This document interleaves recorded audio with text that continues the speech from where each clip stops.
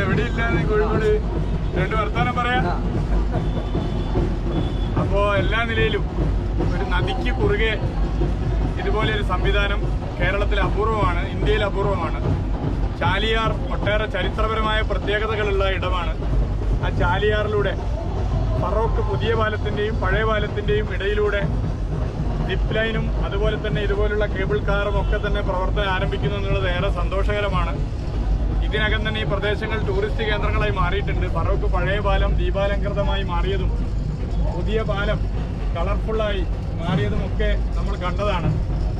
ആ ഘട്ടത്തിൽ champions boat league വള്ളംകളിയും ബേപ്പൂർ ഇന്റർനാഷണൽ വാട്ടർ ഫെസ്റ്റും ഒക്കെ നടക്കുന്ന ഈ വേദിയിൽ പുതിയ പുതിയ ഐറ്റംസ് വരികയാണ്.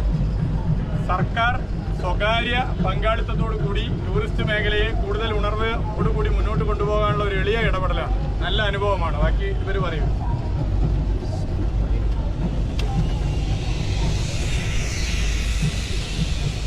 അടുത്ത സിപ്പ് ലൈനാവും. ഫറൂഖിന്റെ ചരിത്രത്തിലെ ഏറ്റവും വലിയ ആഹ്ലാദകരമായ സംഭവമാണ് ഇന്നിവിടെ ഉദ്ഘാടനം ചെയ്തിട്ടുള്ളത്. ബേപ്പൂർ തുറമുഖം, ടിപ്പുവിന്റെ കോട്ട, ചാലിയാർ, അങ്ങനെ തുടങ്ങി വളരെ ചരിത്ര പ്രസിദ്ധമായിട്ടുള്ള മേഖലകളെല്ലാം ചേർന്ന പ്രകൃതി രമണീയമായ പ്രദേശമാണിത്.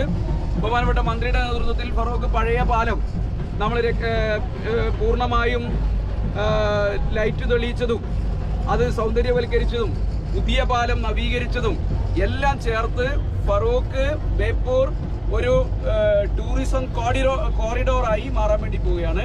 വളരെ സന്തോഷകരമായ അനുഭവമാണ്.